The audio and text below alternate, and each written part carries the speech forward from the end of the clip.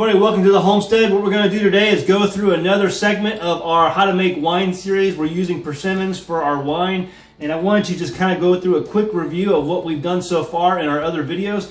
But right now I have 5 containers, and we're just about ready to do our final racking. And what that means is we're going to take the content of this wine and put it into another type carboy like this. And I want to kind of just go through what our next steps are going to be.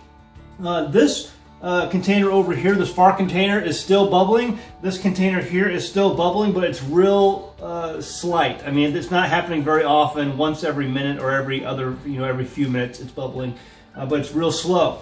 This one here is done, this is done, and this is done. This one, up till just about yesterday, was still bubbling every so often, and but it seems like today it's stopped. And the water level inside of these S-locks, inside of the airlocks, has now equalized. So maybe it's done, maybe it's not. I'm going to go ahead, we're going to put these into new carboys, into new containers, and get rid of all the sediment that you see below inside of these containers. Now you see a definite color variation throughout all of these. It's all persimmon. It's all persimmon wine. However, they were made different ways. Some of these were made with a steam juicer, which produced definitely a darker color, as in this one, and that far one was a little bit darker.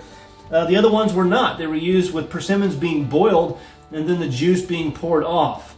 And so that's what this was, and that's what this was. And it's more of a clear liquid. But either way, what we're going to do today is we're going to do a taste test on every single one of these, just to see what it tastes like. Chances are the taste is not going to be that great, because wine, if you know anything about wine, it needs to age a little bit. And so, but I just want to get a taste of what these are, and if it's completely horrible and putrid, we may just throw out the batch, because there is a chance that oxygen may have gotten in, and bacteria, the wrong kind of bacteria, may have been growing, and you just never know. So I'm going to take a taste test. It shouldn't taste, from everything I've read, it shouldn't taste too horrible. But over time the taste will mellow out a little bit. So we're just going to go ahead and see what it all looks or tastes like, and then we're going to move these into new containers. So we'll walk you through that process now. Okay, so what you see here is in one of the new containers we're going to be putting this in. If this is called a Carboy, you can find these on Amazon. I bought mine for about $27 each. This is 6 gallons. It's made of glass. It was actually imported from Italy. I found it online, and for $27, that's really good. It's a really good price for a glass carboy, 6 gallon. Now, this one here, a lot of times you'll find these carboys for, $40, $50, and there are a lot of bigger cities have wine stores and wine depots and places where you can go to buy all the materials needed to make your own wine. And these are usually expensive, $50, even $60, $70 for one of these. Folks, if you go online, go to Amazon or something like that, find an online outlet retailer, you will pay a lot less for one of these, and they'll ship it right to your door. Both this one and this one was shipped to my door. That far one is being borrowed from a friend who has basically walked me through the entire winemaking process. And so he was kind enough to lend me that one over there. But these two I purchased online for very cheap, and they've done so far very well for me. And so in all the airlocks and S-locks that you see here, the S-lock version of the airlocks, you can find these very cheap online as well. So I highly recommend buying your materials online versus going to a store, an outlet store, a retail store that's in your area, unless you find one that you just want to support and go ahead and give them the business. But otherwise, if you're looking to save money, you don't have a lot of money to start up, online retailing like Amazon.com is a great place to buy your materials. Okay, so it's a very good idea that you sterilize all of your equipment right off the bat. And what we're going to do is we're going to take some boiling water, we're going to fill this glass, and then we're going to use our siphon that we're going to use for our wine to pump that boiling water into this glass. And that's going to basically sterilize everything inside of this siphon that we're going to be using, because we don't want any foreign contaminants to get inside of our wine. And just want to make sure, anytime you're dealing with wine, you want to make sure all of your equipment that actually touches the wine is sterilized. So we're going to go ahead and do that now.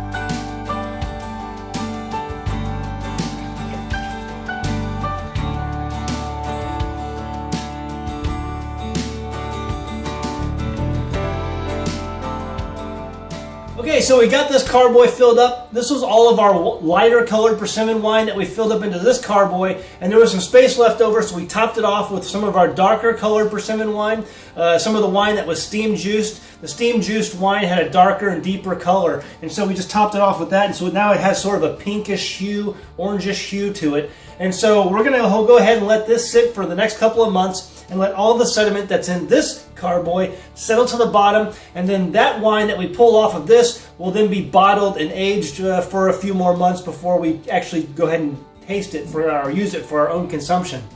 But I think everything's gone well so far. We have had everything basically sterilized that we've used in the process, and we went ahead and used a t-shirt filter to filter out into a 5-gallon bucket that was also steam sterilized with hot water that we used, and then we poured it into here with a funnel. Everything's worked out pretty good so far. What I have inside of this is vodka.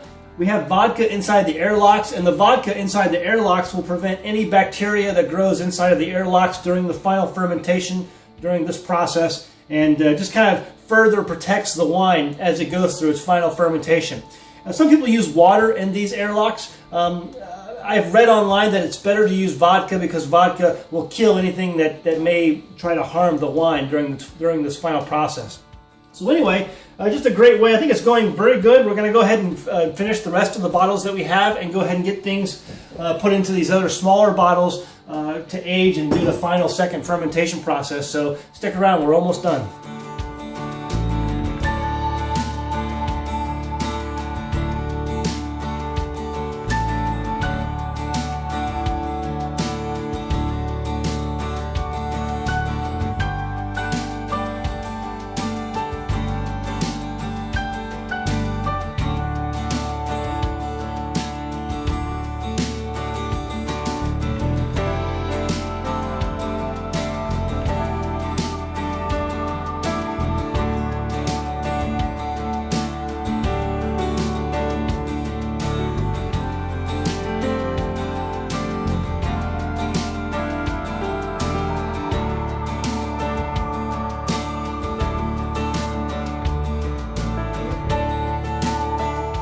Okay, so we're done. We've got all of the wine in its final fermentation process. It's going to sit in these bottles for about 2 months. And after 2 months, when we're sure the fermentation process is complete, I will siphon the wine out of these bottles and put them into their final bottling where they'll be stored until it's time for consumption. We've had a pretty good time doing this. Haven't had too many problems. It's been definitely a learning and educational experience for all of us here. I think next year we'll probably harvest twice as much or more of the persimmons that we did this year, just because the amount of work involved, whether it's a big batch or a small batch, it's the same amount of time involved in processing any size batch. So I think for the work and the time involved that you're investing, we might as well do a lot more. I'd like to have maybe 2 or 3 more of these things to expand the production that we're doing. So anyway, going good so far. Hope this video has been an inspiration to you. Maybe you could try some of your own winemaking. And so we're going to be going forward doing persimmon winemaking again on the homestead and probably testing out some other fruits that we grow here on the homestead. I hope you'll stay tuned for all of those. Hope you've enjoyed this video. We'll see you next time on the homestead. If you enjoyed this video, please click the thumbs up button below the video. It really makes creating these videos worthwhile. If you want to make sure to never miss a new video, be sure to click the subscribe button. Now you can get your homesteading questions answered. Visit us at our contact page on AnAmericanHomestead.com and send us your questions. Maybe we'll pick your question for a future video or article on our website.